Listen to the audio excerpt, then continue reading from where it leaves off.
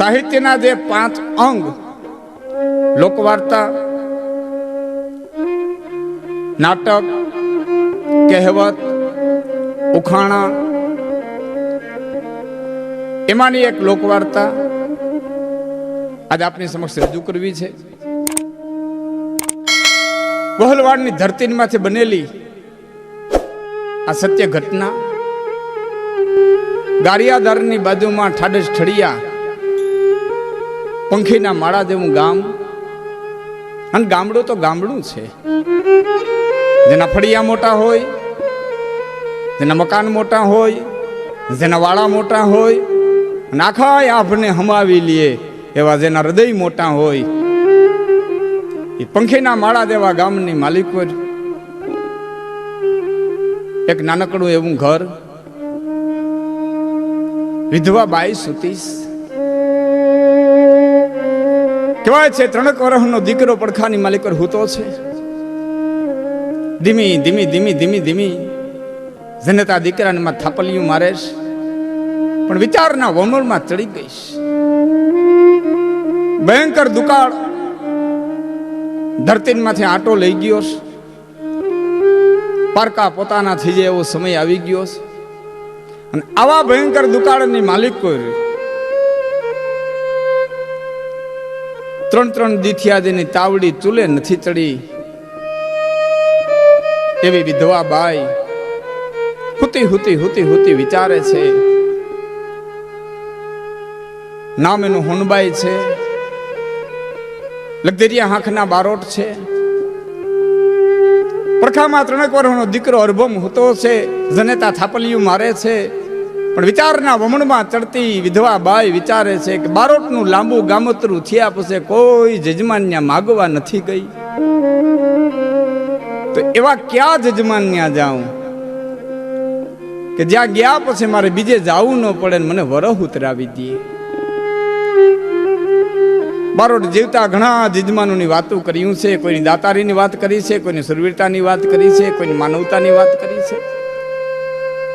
બારોટ જજમાનોમાં જઈને જ્યારે જ્યારે આવતા ત્યારે કંઈ ને કંઈ અદ્ભુત વાતો જજમાનોને કહેતા. એ બાઈ શ્રુતિપટને ઢંઢોળે છે, પોતાની શ્રુતિને ફફોરે છે કે ખોરડે જાઉં, ક્યાં જાઉં, કોને ત્યાં જાઉં, કોણ મને વરહ ઉતરાવે. વિચારમાં વિચારમાં હવાર પીડ્યું. ધીમા ધીમા ધીમા ધીમા પહોર છોડી અને જાતા ગોવાળિયાઓના પાવાના સુર સંભળાણા. હલતા ગરેડા સંભળાણા. કુએ પર નિહાર્યું પાણી ભરવા નીકળ્યું છે. ગમર વલોણા ગાજે છે. ક્યાંયથી પ્રભાતિયાના રાગ સંભળાય છે. જાગો અને જસો માના જાયા, હવે વાણના વાયા. બાઈ ઉઠ્યા, પણ વિચારમાં વિચારમાં એ જે જજમાનોના ઘર ફફોરે છે પોતાના સુતીપટની માલિકો થતા થતા થતા થતા ઉદયાતળને ઓરણે ભગવાન નારાયણ આવ્યા. અને બાઈના હૃદયની માલિકો ઝબકારો થયો. એ ઘરમાં લીધા દેવી જણે હતી લઈ અને દીકરાને તેડી અને બાઈ હાલી. હાલતા હાલતા હાલતા હાલતા ત્રાપજ ગામની અંદર પોતાના જજમાનને આંગણે આવી અને ઉભી રહી. ના તો અલીખમ આહિરનું ખોરડું. આહિર અવની પર કુરધર નિધર જાગર ગિરધર આવસ્યો. અખિલ બ્રહ્માંડ નો માલિક એક વખત જેને નેહડે આવ્યો તો રા નવગણે એક વખત ઉછેરવા જેને નેહડે આવ્યો તો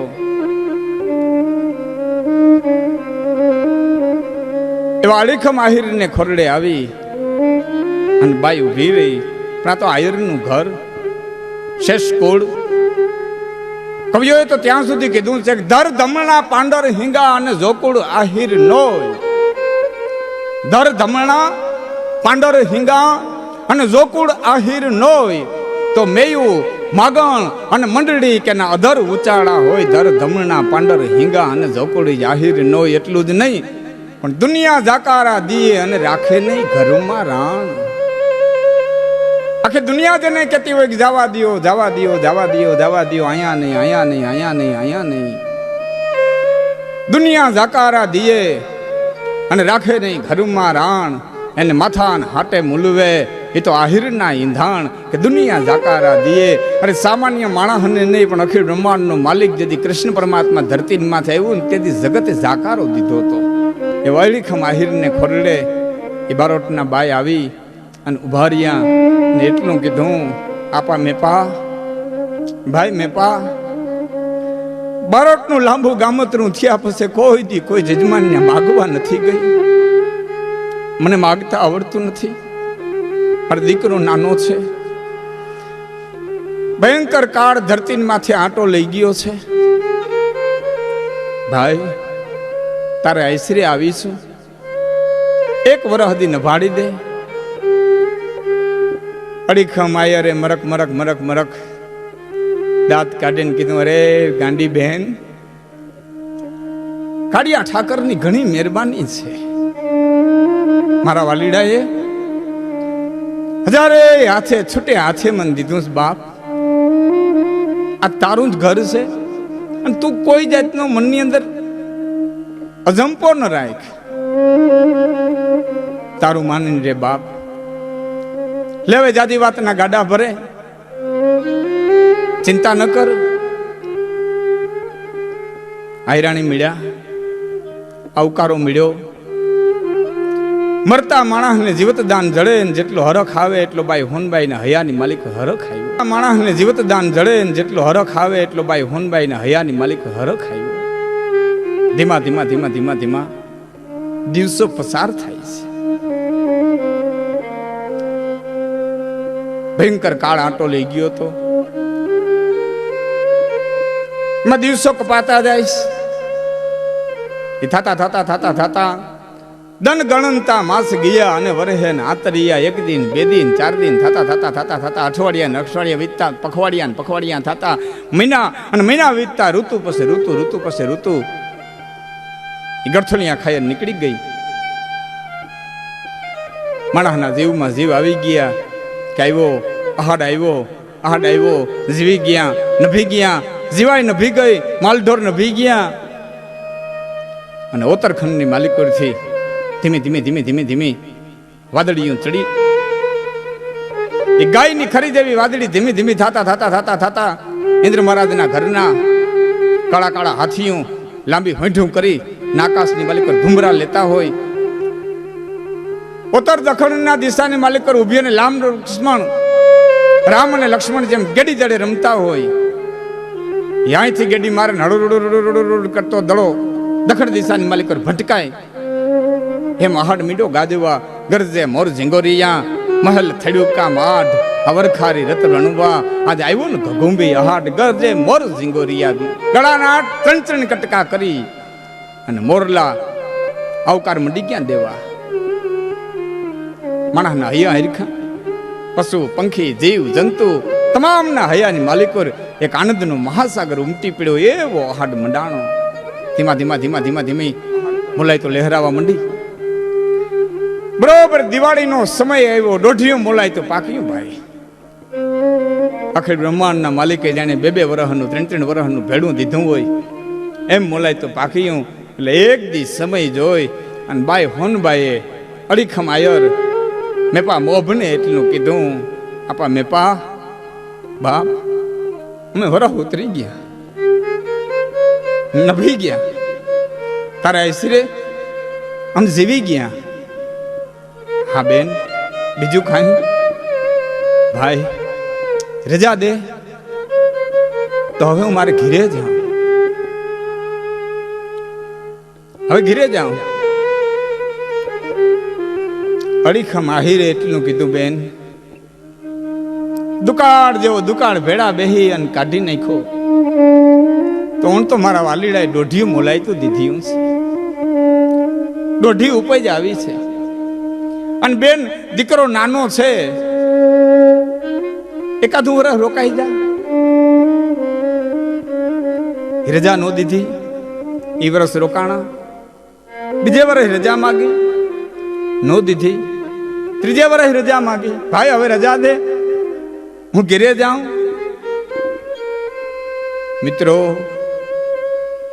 1 વર્ષ નહીં, 2 વર્ષ નહીં, 3 વર્ષ નહીં, પણ થતા થતા થતા થતા થતા 12 વર્ષના વાણા વાઈ ગયા. 12 ચોમાહા ગરથોલિયા ખાઈ નીકળી ગયા.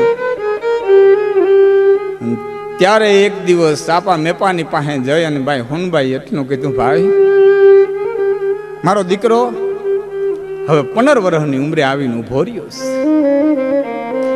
3 વર્ષના દીકરા અરભમને તેડીને આવી હતી. ભાઈ આજ મારો દીકરો 15 વર્ષનો જુવાન જોધ થયો છે, ખંભે ચોપડા ઉપાડીને આયરું ને ઘેર માગવા જાય એવડો થઈ ગયો છે. હવે રજા દે, હવે હું ઘેરે જાઉં. બેન, હવે હું તને ના નહીં પાડું, ખુશીથી જાજે, તારો દીકરો જુવાન થયો. હું બહુ હરખમાં આવ્યો છું બેન, મારા હૈયામાં હરખ માતો નથી. તારા અરભમને જોઉં ને તો મારી આંગળીઓને કહું તૂટે છે. ખુશીથી જાય છે બાપ, હું તને ના નહીં પાડું, પણ એક વેણ રાખીશ. શું ભાઈ? બેન, મને તમારી નાયતમાં બહુ ખબર ન પડે, જોઈએ એટલા રૂપિયા લેતી જા, પણ હારુંથી ઠેકાણું જોઈ અને તારા દીકરાની સગાઈ કરી આવી. આ મા મહિનાની 8મે હું તારા અભાના લગ્ન કરી દઉં. બેન, મારે ત્યાં દીકરાને તેડીને આવી હતી, મારે ઘરેથી દીકરાની વહુ હોતી વિદાય થતી હોય, હું તને ત્રાપજની બજારની માલિકો વળાવતો આ દ્રશ્ય મારે જોવું છે. મારે ત્યાં દીકરાને તેડીને આવી હતી અને બેન મારે ઘરેથી દીકરાની વહુ હોતી તું વિદાય થતી હો. આ દ્રશ્ય મારે ત્રાપજની બજારમાં જોવું છે. બાઈના હરખનો પાર ન રહ્યો. રૂપિયાની વાહડી ભરી નીકળી ભાઈ હોરઠની ધરતી માંથી. એક ઘેર જાય, અરભમની જોડી ગોતે, બીજે જાય, માગું નાખે, હાના થાય. એ હાલીને જવાના સમય ફરતા ફરતા ફરતા ફરતા કાઠીના જેતપુર આવી. પરોટના ઘણા ઘર, એમાં એક જગ્યાએ અરબમની જોડી દેખી. ડાય દીકરી, ભાઈ હોનબાઈ ને દીકરીનું રૂપ, ડાપણ બધું ખૂબ ગમ્યું.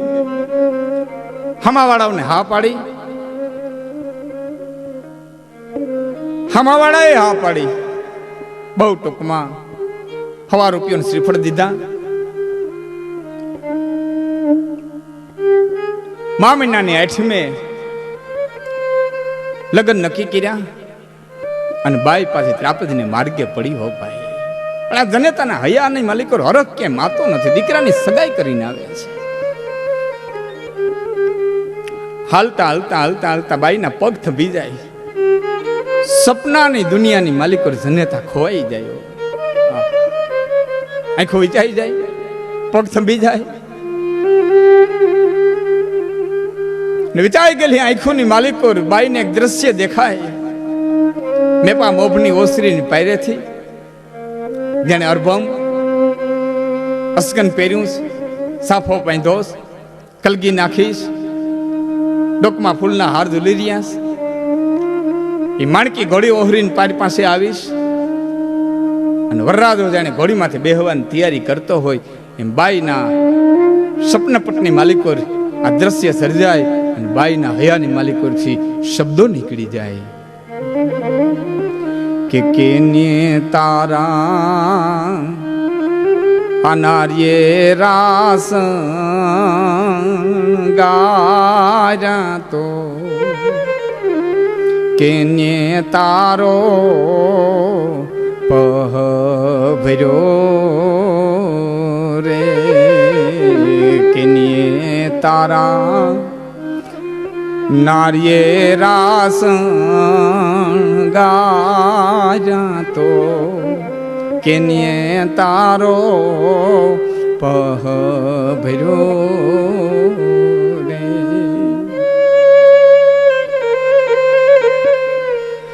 એમાં કોઈ વટે માર્ગો નીકળે ને એમ ખીએ બેન કેમ ઉભા રહી ગયા? એટલે મરકી દાંત કાઢી અને પાછી હાલતી થઈ. હાલતા હાલતા વિચારની અંદર ચડી જાય. ત્રાપદીનો હિમાળો આવ્યો. એ બરોબર ત્રાપદની હિમાળે પગ દીધો હતા. બે ગોવાળીયા આમથી, બે ભાળીયા આમથી, હાથની માલિકો લાકડીયું ફારિયા ઊંચા કરતા આવે, હાથ નાખતા આવે, હુનભાઈ ફૂઈ ઉભા રહ્યો, હુનભાઈ ફૂઈ ઉભા રહ્યો, હુનભાઈ ફૂઈ ઉભા રહ્યો. એ ચાર ગોવાળિયા પાસે આવ્યા એટલે બાઈ હોનબાઈ એટલું કીધું, છોકરાઓ કેમ હાથ નાખતા નાખતા આવો? પાસે આવ્યા એટલે બાઈ હોનબાઈ એટલું કીધું, છોકરાઓ કેમ હાથ નાખતા નાખતા આવો છો? ફૂઈ તમને કઈ ખબર નથી? અરે છોકરાઓ, મારા દીકરાની હગાઈ કરીને આવીશ. ફૂઈ તમને કાંઈ ખબર નથી? છોકરાઓ, મામીનાની 8મી મારા અભાના લગ્ન છે, તમે બધા જાણ્યા થાઓ. કે ફૂઈ તમને કાંઈ ખબર નથી? કે છોકરાઓ વાતમાં મોણ ન નાખો, જે હોય કયો. આજ મારા છોકરા બેહું લઈને કેમ નથી દેખાતા? આજ મારો અભો બેહું લઈને કેમનો ગયો છે? આ તમે બધા છો, મારો અભો ક્યાં છે? અને ત્રાપેજના હિમાળે ગોવાળી આવે એટલું કીધું, ફૂઈ તારા દીકરાને સરપડંસ થયો તો ને એને દેન દેવાઈ ગઈ, આ 3જો દિવસ છે. મિત્રો, વાત મારે કરવી હેલી, તમારે સાંભળવી હેલી. જે બાઈએ દીકરાની માથે રંડાપો ગાર્યો હોય છે, એના મોતના સમાચાર ત્રાપદની હિમાળે મળ્યા છે. જનતાની વેદના તો કાં મન જાણે આપણું, અને કાં જાણે કીર્તારી. બાઈનું હૃદય જાણતું હોય છે ને એક અખિલ બ્રહ્માંડનો માલિક જાણતો હોય છે. એ વેદના ઘૂંટાય ઘૂંટાય ઘૂંટાય અને હોઠ માથે આવી, મોઢાની માથે ઓઢણા છેડો મૂકો. અને બાઈએ એટલું કીધું, હે અભા, હે અરબમ. હૃદયની વેદના હોઠ ઉપર જેથી શબ્દો બની અને છૂટી, તેથી ત્રાપદના ઝાડવા રોતા હતા. અને બાઈના હૈયામાંથી શબ્દો છૂટી ગયા. અભા કઈ મન હતું મારો અભો,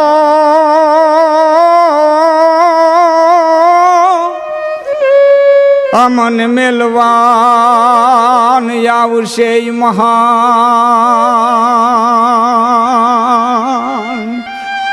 પણ લીધા તે લખ દીર્ઘા, હામા કરો ઘળોન કાન.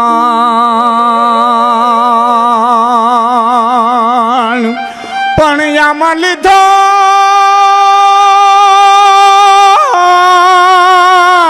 તે લખ દીર્ઘા, હામા કરો ઘળોન કાન. મને હતું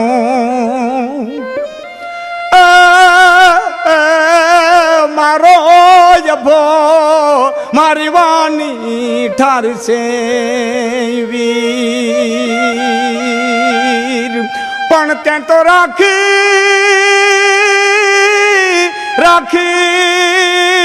તે લાખ દીર્ઘા,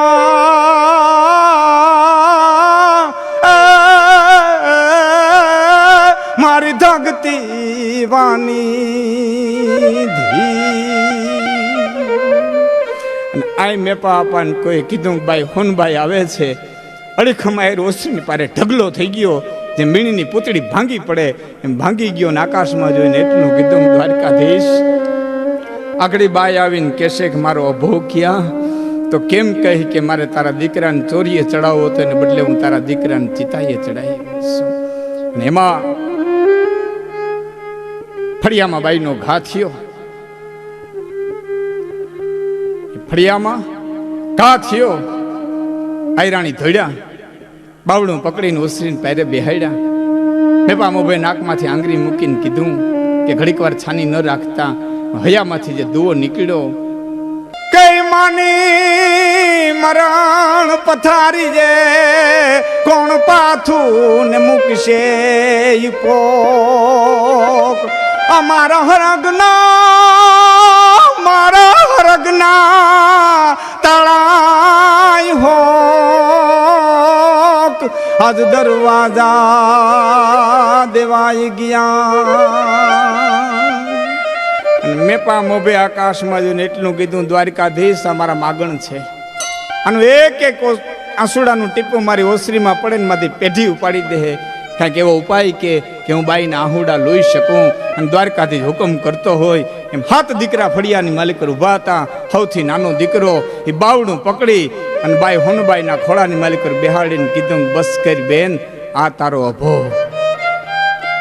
અને બાઈ હોનબાઈ એટલું કીધું, ભાઈ બનવાનું તો બની ગયું, મારે તારા દીકરાને માગણ નથી કરવો. કે બેન વાત સાચી, પણ મારા દીકરાના નસીબમાં બનવાનું તો બની ગયું. એ આજથી મારો નહીં, આથી તારો દીકરો છે.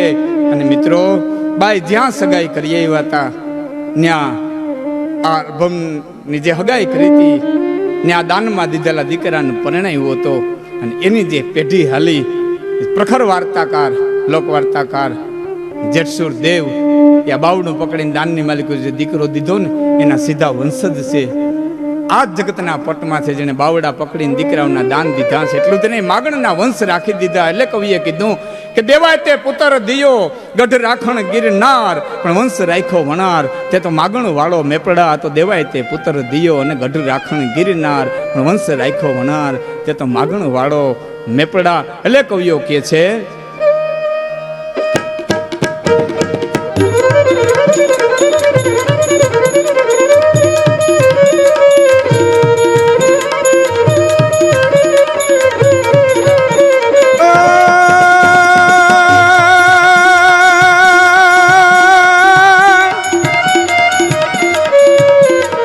કાળજાઈ કેણી રહે અન રહે ભલાની વાત. કાળજાઈ કેણી રહે અન રહે ભલાની વાત. સમંદર લંઘી સાત, ये तो मोर रे हाले में पड़ा.